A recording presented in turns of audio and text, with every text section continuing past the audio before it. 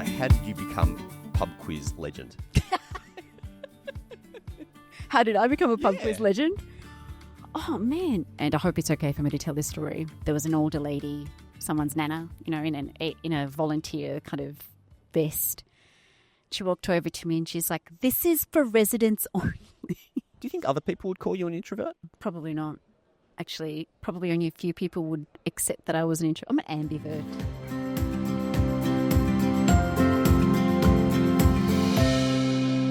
G'day and welcome to Global Horizons. I'm your host, Rob Malicki, coming today from Ngunnawal country in the magnificent capital of Australia in Canberra. And I'm thrilled today to be joined by none other than Tanya Perera. Tanya, welcome to Global Horizons. G'day. Thanks for having me. This is very exciting. It's so good, isn't it? And for those people who are listening along and can't see what's going on the video, Yeah. it's AIEC, Tuesday. People are checking in. How good is it just to be here, Tanya? Oh, beautiful. Beautiful. Strong vibe, exciting, a lot of madness, a lot of chaos, but all good. All leading to good things. When did you arrive? Got in yesterday. Bit of a hike to get here. I mean, not really a hike, but a bit of a hike. And actually, so last night, I was just thinking about this before. For the last sort of few AIECs, on a Monday, there's quite a few of us around, and we have this kind of unofficial tradition, a little dinner. And I was sitting at the table last night looking around, and sitting around me were Davina Potts, Melissa Banks, Kerry Ramirez, Dimity Huckle, Kate Miles, people that I'm pretty sure I have known for the better part of my adult life. And we were all sort of saying, 25, 26 years of friendships and relationships. Is that not just heart-filling? It's amazing. Beyond heart-filling. Yeah. It's what makes it so exciting, doesn't it? When you're so busy all year long. Yeah. The conference is coming up. It's a rush just to get your meetings booked in, get yourself organised. Yeah. And then suddenly you're on the plane coming here and you get those kind of warm, fuzzy feels, don't you? Yeah. And you get off the plane. And I'd say this, right? I was talking about this last week. This feels like one of those rare jobs and one of those rare industries. And, happy to debate this. But I think it's truly altruistic in intention. And you could probably say the same about medicine. But really, if not to be too philosophical, but if Aristotle's point about utilitarian principles is the greater good for the greater number, what better example of that than international education? Can you say that one more time slowly? Sure. Because I was like, I kind of felt it, but the greater good for the greatest number. The basic utilitarian principle, or one of, that Aristotle always talked about, was this concept that community, that society, that humanity should always look at any significant decision that you're making from the perspective of the greater good for the greater number. Education in general feels like it satisfies that principle on all tests, right? Yeah, absolutely. That's just triggered something. Where did that come from? This quote, right? I'm fascinated. I listen to history podcasts, and you've got these historians, and they quote some, medieval or ancient history, blah, blah, blah, and they roll out some beautiful quote. So you just quoted Aristotle. Why is Aristotle somewhere up in your brain, Tanya? I know. I have I'm really good at a pub quiz, by the way. Meat tray guaranteed. Going home with a meat tray. So maybe I'll go back a step. For the better part of the 27 years that I've been in the industry, the thing that I've really been drawn to is values. And I hope it's okay for me to acknowledge that I really respect your values and the way they come through in your writing.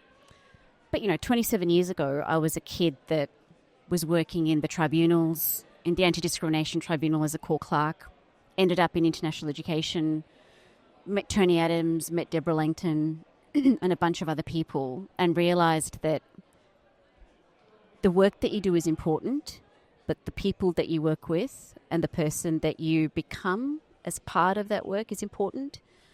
So I relate to the Aristotle quote because it's talking about a broad purpose, right? A common understanding. And then also thinking about people like, Maya Angelou, who would talk about when someone shows you who they are, believe them. There's another quote, when you learn, what is it? When you learn, teach, when you get, give. Yeah. Those just feel like really simple but also complex rules to live by. Yeah, that's true, isn't it? And maybe that's why I wanted to come back and and hear it again. Because I'm like, that sounds so simple. But there's this danger, isn't it, that we hear something and you might just pass it off as a platitude unless you actually pause and reflect on it. And you're like, hang on a second, there's something more under the surface of that, which is really meaningful. Yeah. When you're in the day-to-day of this industry and the work that we do, notwithstanding, policy constraints and whatever else, there's also just the daily grind, right? Got to get stuff done. Everyone's got targets, objectives, right? KPIs to achieve. And sometimes I have to really just take a minute and actually close my eyes and think about, I'm Sri Lankan by birth. I'm a non-native English speaker. I was 13 when my family migrated. And I think about my cousins. I think about the kids that are, anywhere in the world, but Sri Lanka for this example, who will be 13 years old and walking around bare feet and thinking about what their lives might be like. And ultimately, that's what we're all servicing, right? This aspiration, this dream, this trying to put some, not to quote Orwell, but he was talking about politics and lending, can't believe I'm saying this, but he has a quote about politics trying to give credence to air, right? But I think we're doing something more powerful than that, right? We're actually providing some bricks and mortar and some meaning to a kid saying, I don't know what I want to do when I grow up. Here's a bunch of ideas. Here's people that look like me, that look like you, and the continuum in between. Amazing. And look, we may or not, this isn't a gotcha question, right? Sure. And it's not, we may or may not leave this in. How do you then reconcile, I completely see that, right? I feel that. That's exactly why I'm here too. How do you reconcile that against the kind of business side, which obviously is a big driver, not only for organisations, but some people here are just like the hard-nosed business people. Yeah, for sure. No criticism, by the way, of any of those people. I mean, it's an important point to grapple with, right? I would say the way I reconcile it is to think about the business, the commercial element being really necessary for viability. I just don't, notwithstanding Aristotle and his utilitarian principles, the governments just don't work like that in terms of funding. So if the question is, do I want to fulfill commercial objectives to make sure that these programs are viable, that our university partners and the sector is viable, then yes, I would go so far as to say that I would be leaning very heavily towards exhorting my colleagues to think about ways in which we can remain profitable and viable, because what happens if this falls over? That's a far worse objective, right? I don't want to think about those 13-year-old kids in Myanmar or in Pakistan or Cambodia or China or anywhere else not being able to be the global citizens. And man, do we need that global soft diplomacy more than ever. So yeah, I think the commercial is critical. I think becoming more comfortable with the inevitability of having to run like a P&L and having to be profitable and having to think about margins, got to do it. I think that's true, isn't it? And sorry, that came into my mind because recently we had friends over for dinner, and they were kind of probing me on that. And we were talking about research funding and international students and all this. And I was just saying, you know what? Ideally, we wouldn't have to be so commercial. Ideally, the government would literally fund research and development in this country appropriately. Yeah. And unis and everybody else wouldn't have to. But welcome to the world.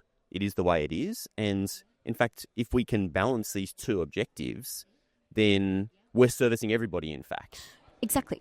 And maybe then, if I take that argument one step further, I would say a truly altruistic embodiment of the principle would be we find a way to take some of those commercial benefits and turn it into paying it forward, right?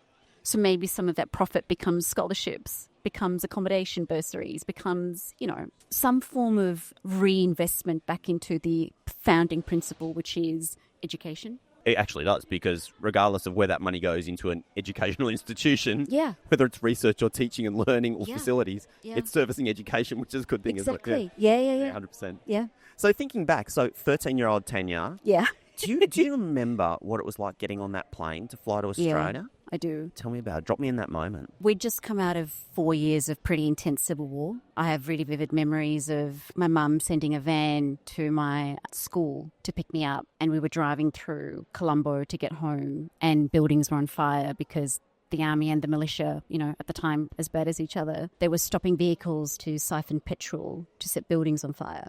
So we got home.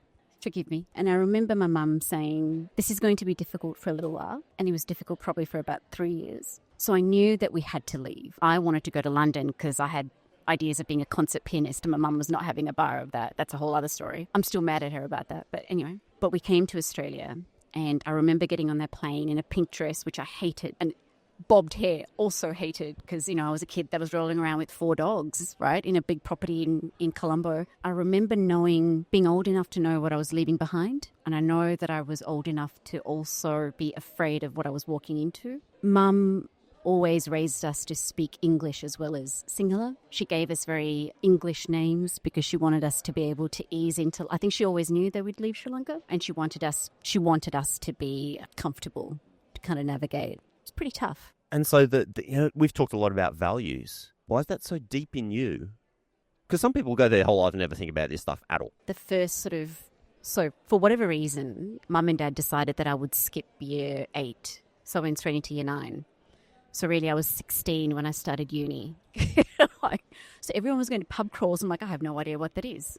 All these years later, still don't know what a pub crawl is, but I'm going to find out at some point. There are a few people at this conference we can organise, Tanya, for them to help you with that concept. So this week, KPI, objective achieved, pub crawl, ticked off the list. Tick. God, imagine. So uni at 16. Uni at 16, and I remember thinking, and I also remember that my dad, my parents were late 30s, 40 something when they migrated. Dad didn't have work for the first 2 years of his time here, so he was at home when we'd come from school. And I saw how hard it is for a man that was a banker in Colombo to sort of not be contributing, and, we're living off my mum's income, and we had a small fridge. I can tell you exactly what we had. We had a little tub of margarine, a litre of milk, sometimes a little thing of orange juice, 6 eggs, and that was it. So my mum would find a way to kind of, and I don't say that for it to be anything other than just a, really kind of fundamental principle, I guess, certainly for my migrant family, which is you have what you need and anything else is just excess. So I guess the value of being able to be resilient, to be pragmatic, to be stronger than you felt, to be braver than you felt, to put a smile on your face and say, my life could be so much worse. And that's really with me today. No matter how bad things are, I always think there's thousands of people who have it so much worse. Your parents were damn courageous. Yeah. It's, my dad's 81 and my mum's 77, and they're still, touch wood, healthy and strong, and they're traveling together. And the thing that, my sister and I have, we're in really rewarding careers. And the thing that makes me the proudest is that my parents get to enjoy their lives, right? For having had to fight so hard to give us, that we can now give back and give them a chance to live well and see the world, and tease my mum about her very fancy toilet paper, because my mum's flex now at 77. So I got myself the fancy stuff. I'm like, yes, you do you, Barbara. Go ahead. No problem. Yeah. It's amazing. It's amazing. Isn't it incredible when you think about that? Because there's like 2 different versions of the universe. One where your parents had that courage. I mean, that's such a massive decision when you got kids that are at this transformative stage of their lives. Yeah. There's that version of the universe, and then there's the other one where we stayed, right? Yeah. Where you stayed, and who knows, right? Yeah, for sure. Definitely no. I had no school. We had no schooling for the better part of those 2 years, because if the schools would start back up when the Civil War was at its worst, you would have all manner of queues. They'd be checking, because, there's no metal detectors, right? So they would search every kid's bag. You'd have a bomb threat, and I have so funny. There's this olfactory memory that I have of burning rubber. So they'd pile tires outside our house. And if you burn, this is very vivid, but if you burn bodies in rubber, you don't smell the burning flesh, right? So that burning rubber is a really unusual kind of smell that triggers a lot of weird memories. My mum still has a little bit of that scarcity mentality. She she still has one of those wheelie bins with tins of tuna and flour and sugar and rice that are there for a year, and then I'm like, where are you going, Ma? How many tins of tuna do you think you and Dad are going to eat in the next 6 months? She's like, you never know what's going to happen. So she was totally kitted out with toilet paper 100%. and COVID hit. You don't even know. You could go shopping at my mum's house, Costco never met a better friend than my mum. Kind of embarrassed to say that, but it is what it is. Yeah. Yeah. It's funny, you know, when I think we hit this kind of age now and like we are our parents' age when, you know, Yeah. and to look at the choices that they made and to put yourself in their shoes and go, oh my God, I'm not sure that I would have been able to do that. No. And God, it really makes you so grateful for what we have now. Oh, absolutely. Right. Even in difficult, like, touch wood, I feel like I've had a really charmed career. Amazing people that I've worked with, right? There are always difficulties personally, professionally, but even then I kind of think, yeah, but you're not packing 2 kids up onto a plane, selling up your life and hoping that your life at the other end of that journey is somehow going to be better. Like my sister and I, we didn't complain a whole lot. Don't know that my mum would have let us complain. It was very much a case of, you're so lucky. So I think that's kind of stayed with me. This is amazing to be here. I feel so lucky. So lucky. Isn't it? It's like that adversity imprints on you. Yeah. And if you stay with it, like you let it sit there in your past. Yeah. It's like something that just continues to, you can always look back at that and just be like, look, I got through that. Yeah. I can do anything. So then the question for me becomes, if the value and the philosophy is when you learn, teach, when you get, give. So then the question is, what can I do? What can we do for, you know, people that are relatively early in their careers here, for students, for other, you know, other charities or whatever that might be? How do I take the benefit of being a migrant, being a non-native English speaker? How does that, what are the values from that experience that I can then use in my job with my colleagues, with my peers, with my friends, with clients, with, you know, whomever? I want to back up and explore a couple of side doors. Sure. You opened up earlier. Sure. But that was nice. Thank you for being so open on that. That was really, really personal. And that's why I love this. It's like you never know where a conversation's going to go. Well, I didn't expect to go. That was beautiful. Thank you for the honesty. Pub quiz. Go on. Love it. Is there a metro? No. So how did you become pub quiz legend? How did I become a pub quiz legend? Oh, man. So, like, you called it. Now you're going to have to justify it. The truth is this, right? My mum, actually, somebody else told me this recently. My mum would always say, you have too many questions. My dad preferred to say that I was naturally inquisitive. So he would buy me encyclopedias from the age of like 4 onwards as presents. And he would stack them up and hide them around the house. True story. I can't believe I'm remembering this and telling you this. He would, before he left for work, he would say, you can go find this in this area. So I would spend, I don't know, so put my brain to work, go find it. And then I would sit under this one particular tree. It was a frangipani tree in my grandparents' house because we lived with my grandparents. And then I graduated to climbing the tree and then I scars to prove it. Anyway, I would read these books and Dad would come home and he would say, all right, give me some questions. So my dad and I became the original pub quiz people. So I would come up with like 6 questions and say, I bet you don't know what a narwhal is. And he's like, I actually don't. Like, so I would feel quite good about that. That's how, so I have a lot of useless information in my head, Rob. It's like the Tanya AI. That's actually a good name. I should like go and buy that domain. Go on. Yeah. I won't fight you for it. No, really? And it's like a pub quiz cheating tool, something like that. Exactly. Yeah. I'm your phone a friend. I'm your interactive phone a friend. Okay, there must be, give me some sort of statistic or stat from encyclopedia, something just random that just is stuck with you.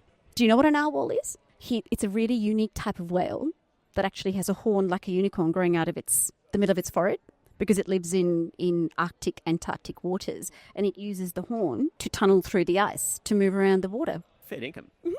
Isn't the world an amazing place? Why do I need that in my brain, though? Entirely unnecessary. I could make space for something else, no? It's a shame, isn't it, when you have that sudden realisation, you're like, I'm sure... As I'm saying it out loud, I'm like, that's useless. I actually don't need that anymore. I'm glad I had it, but... Yeah, and then when you're here and like you see someone, you're like, oh, I know that person so well, I can't remember their name. Oh, no, I'm good at that. Ah, good. Good at names, faces, spouses, pets, children, hobbies, food allergies. Is that just like you're a natural legend at it, or is it a trained thing? People interest me. Yeah. And I like most people. Mm. I went through a phase where I wanted to get better at that. Yeah. And all I did is every time I had a notebook Oh, yeah. Every time I met somebody, You'd make a note? I would just write their name in there and where they were from. So, if I was going into a company or into a uni, I'd just write down their name. Yeah. And, for the week after I'd, met that person, or at the end of the week, I would just look through the names and try and remember the face. Yeah. And it's incredible how just after doing that for a week, that muscle memory? Yeah, it is absolutely a muscle memory. Yeah. And the intentionality of, I think was really good. And I was like, I really need to get back to that. Maybe I was lucky that the conversations that I had were often quite long meetings, at least an hour and a half. So I really got time to ask a lot of questions, interrogate the person, work out, who they are, how they like information shared, how they absorb it, how they process it, what I could do better in terms of how I communicate with them. Awesome. Okay, the other side door I need to go back through, concert pianist. Yeah. Another way. So my mum, Barbara, decided to outsource childcare when I was about 5 or 6 and sent me to piano lessons. Her name was Miss Thelma. I love it. She had a ruler. Miss Thelma, she had to have a ruler. Of course. She was not afraid to use it. She was also a really severe asthmatic. So she would take asthma medication and fall asleep.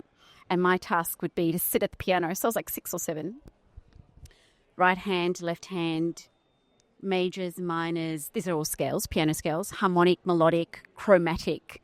And that was a good hour. And she would wake up, I'm not kidding, wrap me over the knuckles and go, you messed up the G minor at this note. I'm like, that's a lie. But I did. I absolutely messed it up. I'm like, she's not going to know. So did a whole bunch of exams. I still play now. Not anywhere near concert pianist, but it's for a introvert, it's a really rewarding,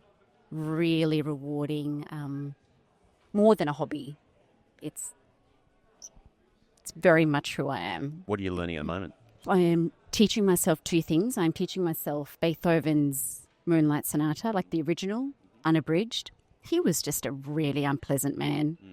He was unnecessarily complex. And I'm trying to learn a Bach piece on the violin. Oh, okay. So you play violin too? Teaching myself. Oh, good. Wow.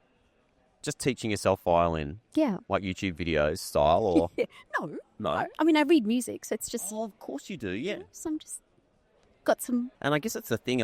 So I learned piano as well. Oh, yeah. Yeah, you do. Yes. Yeah. Yeah. It's interesting, because your ear gets quite good. Exactly. So I can see how, just transition to another instrument. Yeah. And it's... I mean, I tried the cello, and I find that a little bit more complex. Violin is different enough to, because, it's also, you go from this to that, right? Different hand positions. Yeah.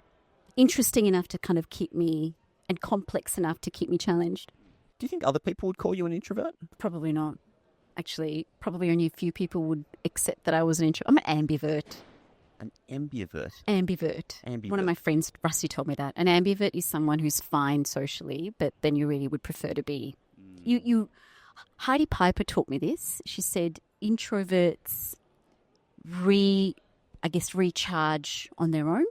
Extroverts prefer to recharge with people. So that's probably the safest way of... This doesn't feel like work, though, because these are people I love. So I feel like I'm recharging whilst I'm working, if that makes sense. Yeah, that speaks to me. Like, if you put me into a room with 200 people I didn't know, I'd be like, oh, God. This is too hard. This is hard.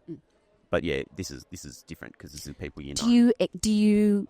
How do you manage that for yourself? Spend time on my own. Like, for me, it's going running. I go out and go running for an hour, and that just kind of resets my brain. Yeah. Because I find I'm a trail runner. Sorry to bore people if you with this as a side story, but like for me, that being in nature where you're running, like your brain's got to be paying attention to where you're putting your feet, so you don't step on snakes or rocks. Breathing. Yep. Like you will land your foot. Presence. Yeah. And that presence is like just almost turning off that thinking part of your brain and just being in your primitive brain moving, and that's where I recharge. I understand that. Yeah, reset. Yeah. So, if 200 people in a room I don't know, by the end of the day, I'm cooked. Yeah. 100%. Yeah. It's actually, I feel like there's a lot of us in this industry, isn't it? It's kind of good that we found each other. For For sure. I'm also very good at just like a little ghosting sightings at 8 o'clock. I'm done. I'm just going to go home. Just before we started recording, yeah, we were talking about Tracy McCabe. I do want to go there because I feel like we need to pay tribute to these giants of this industry. For sure. There's some people who are no longer with us, unfortunately, but who contributed so much. What do you remember about Tracy? And so actually, I'll preface this for people who are listening along. So Tracy McCabe was the Director International at the University of Newcastle, total legend, and was one of the massive early pioneers in international ed. Yeah. So for those of you who didn't know Tracy or weren't in the industry now, think of this like a really valuable history lesson about our industry. Yeah. But tell me about how you knew Tracy. Yeah. 2 stories. Yeah, please. The first story is being at dinner with Tracy, and she was telling me about she'd been to a winery, and at the time, I was so shocked to hear this, she'd spent $150 on a glass of wine, because on a glass, and not even like a full pour, right? Probably just like a tasting pour of some ridiculous vintage of something. And I'm like, 150, I couldn't even wrap my brain around it. But the other story is, I don't know how many years ago this was, but ZI, who was at UTS at the time, was sort of new, certainly new in terms of the partners that I was working with. And very first meeting with her, and, ZI and Tracy are very different degrees of energy. Yin and yang, really, yeah. Beautiful. Yeah, totally. That's total. Beautiful, yeah. And I really had to sort of find my inside voice. But I really, really liked ZI. And so we're having a really good breakfast meeting. It was quite early. And she had said that there was an AUIDF meeting not long after, straight after, I think. Anyway, so we're winding up breakfast. And I could smell Trace's perfume before I saw her. And then she just sort of appears. She's like, babe, I've been looking for you. Because we were staying in the same hotel. I'm like, yeah. She's like, I went shopping yesterday. I found these shoes. They were slut red. They were amazing. You would love them. Looking across at Zia, and she's like, both at Tracy and at me trying to work out, like, what? And I went, sounds good, go shopping later. She's like, yeah. And then she notices Zi, and she's like, oh, hey, you want to get a taxi to the, I think it was at Uni Melbourne, want to get a taxi to Parkville together or something? And Zia's like, sure. But, Trace just had this way of balancing I am the manager and I'm the boss and I'm the leader with what do you need to know? How could I be of service? Like she invested so much energy in helping me learn, just like Tony Adams, Deb Langton, people that like we all grew up amongst, right? Yeah, that's so true. Like, I think I always appreciated about Tracy and a lot of these people that you mentioned is that, I was just a young guy. Yeah. 2 years in. Yeah. Had my hat, had your hat. Nobody accepted the hat back. Or maybe they accepted it, but like, what's this? This is very new. Yeah, iconic. Yeah. But like, I wore shorts to work. These like ratty t-shirt, and people let me. Yeah. But even Tracy would treat me like a real adult, if I can put that flippantly. But like, no, you're a subject matter expert in what you do, because I was in like learning abroad, student exchange stuff. Yeah. And she was like, no, you're an expert in what you do, and always treated me like, looking back, way above where I kind of probably deserved to be treated by a director. And that was very empowering, but also humanising. Yeah, empowering, humanising, and I would also add an additional then sense of responsibility. I never wanted to disappoint her. I didn't want to let her down. Always wanted to make sure that we, the team, that we did as much as we could and then some for her. Yeah, really inspiring. Actually, I love what you've just said there, like doing everything you could and then some. I was thinking about that recently, that I reckon that the key to having an interesting career and maybe even life is always just doing a little bit more than what people expect. I would agree. And that little bit more, again, forgive me, I'm going to use one more quote, right? Maya Angelou would always say that people might forget what you said, or what you did, but they'll always remember how you made them feel. And, coming back to your very early question about commercial and, the kind of the need to sometimes, not sometimes, or probably more than we want to think about this industry as a business, right? There is absolutely that need, but there's the equal and I think as important imperative to make sure that hearts and minds are as important, right? So you have to win hearts and minds. And I think that wanting to do just that little bit extra for Tracy was my way of acknowledging and saying, I'm just really grateful that you gave me a chance. I'm grateful that you're willing to listen. I'm grateful that you asked a question and I answered it and you were happy with the answer. So became this really valuable way of learning. Okay, so now I know that Tracy expects up to this amount. But if I was to do just that little bit more, then she will feel better about about our interactions. She will feel more reassured about my capability. I will feel more confident that I've achieved, whatever she asked me to do. It's a nice, it's a nice flow, right? That's the right word. Yeah, absolutely. Projecting forward, if you were to retire one day. When I retire. You're a when person?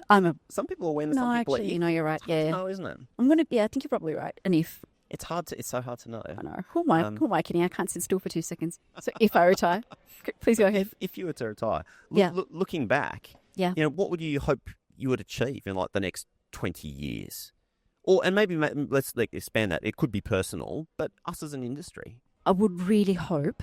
I'm going to start by using if I may use the UIDF as an example, right? That has been a group of incredible collaborators in a cooperative but competitive environment. To be able to maintain that same degree of collegiate competitiveness, we have to make sure that we're modelling that for the people that are new in this industry, newer, right, starting out. So the one thing that I want to do more than anything else is friends, colleagues that are, 3 years, 5 years in.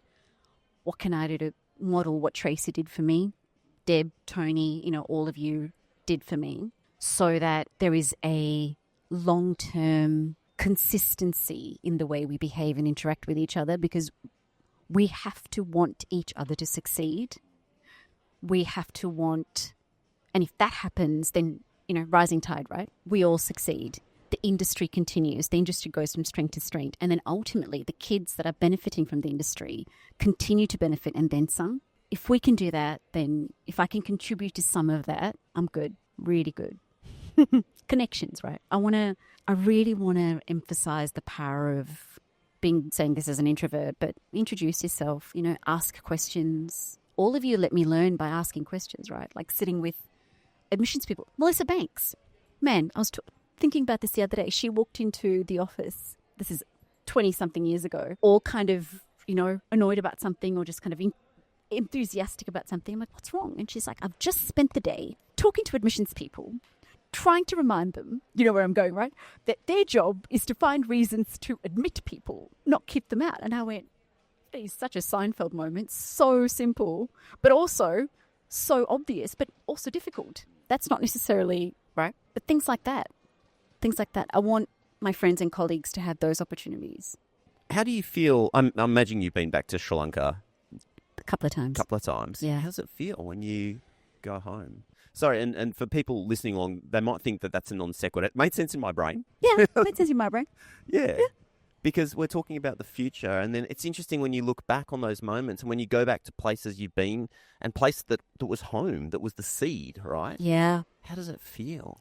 My cousin was last there in 2019, and my cousin took me to the house that I was born in, which is this tiny little, then and now, 1-bed, barely brick house with a very bad patched roof. Kind of blows my mind. I feel like you've lived 3 lives, right? It feels I feel conflicted. I feel an obligation to do more for a group of kids that we support back there. I feel conflicted for my cousins that are there. One of them works for UNHCR, and he's had some pretty harrowing stories about, the North and what it was like for the war when the war was ending.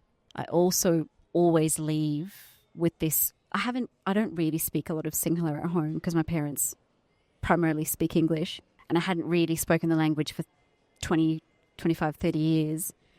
And it's so weird, Rob. The first 6 hours, and my cousin was translating something, and I don't know how, but I understood everything, but the vocabulary just came back. And you find yourself answering in a whole sentence and remembering words. Like, the brain is amazing.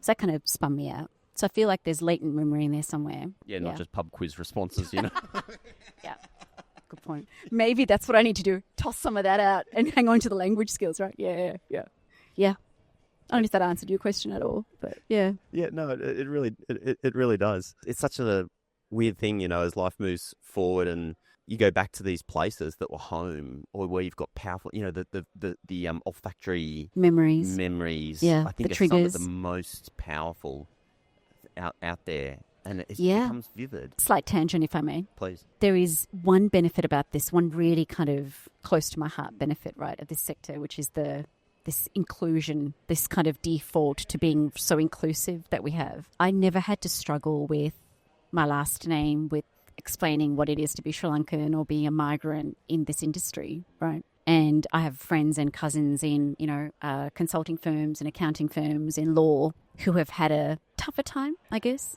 especially with some of the more complex, long, singular last names, which I don't have. But I've never really had to explain myself here. Everyone understood where Colombo was. Everyone understood what the Civil War was. Everyone understood the migrant experience, or were curious, right, and really supportive.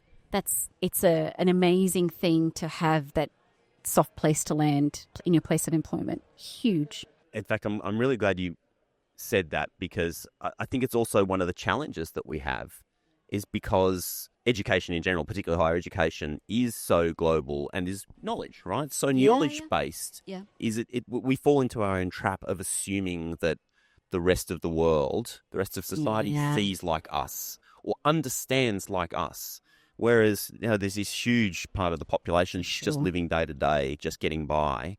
They aren't thinking about these big issues. So when we have to, social licensing that's coming up a lot. Read my mind. Yeah. Exactly. It's almost like we need to control for ourselves.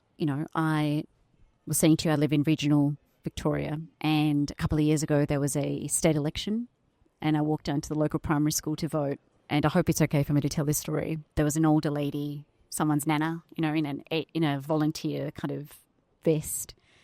She walked over to me and she's like, "This is for residents only." That's so awful. And I was like, "Yeah, I live here." And she's like, "Okay." And she walked off, came back again to ask the same question. And then and that was one of those moments where I thought, well, she's not being malicious, right? It's not meant to offend. She's just doing her job and asking a question. So I thought, well, I can use this moment to help her understand who I am and what other people like me might be doing here. So I did that, told her my name, told her I'd been in Australia since I was 13, told her I just moved to the country, and, we had a good chat. She was really confused. She's like, you sound like one of us. I'm like, good, I'm glad. Am I? Grabbing where be love? Pet? Dal. Dal. Yeah, thanks, Dal. That's right. Yeah. Yeah. It's incredible when you travel across the country. You don't have to go far. No. Outside the centre to see that, we have this incredible diverse country. And that includes the diversity, which is just the other end of the spectrum in terms of education or background and what have you. For sure. And we need to serve them all. For sure. Exactly. And I think this ability to hold both, right? That both things are true. We are a country based on migrants and migration. There is incredible cultural diversity. There are people that are uncomfortable with that. There are people that love it, and everything else in between. And I also kind of felt a little bit responsible for her not feeling uncomfortable by the fact that I was, South Asian and living in the regions, right?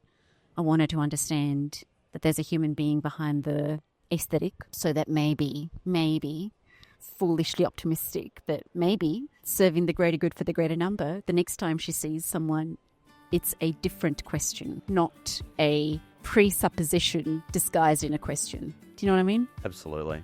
The greater good for the greater number. Greater good for the greater number. Hey, Tanya, this has been absolute thrill and pleasure for me. Thank you so much for joining me on Global really Horizons. Nice to talk to you. Thank you. Appreciate it. If you've enjoyed this episode of the Global Horizons podcast, consider subscribing to our newsletter. Search for Global Horizons podcast and then just pop in your email address, and that way you will never miss out on all of the critical international education news that you need to stay up to date with. This episode has been produced on Garigal land in Sydney. Our video and audio editor is Len Zamora, and I'm your host, Rob Malicki. Have an awesome day. See you in the next episode.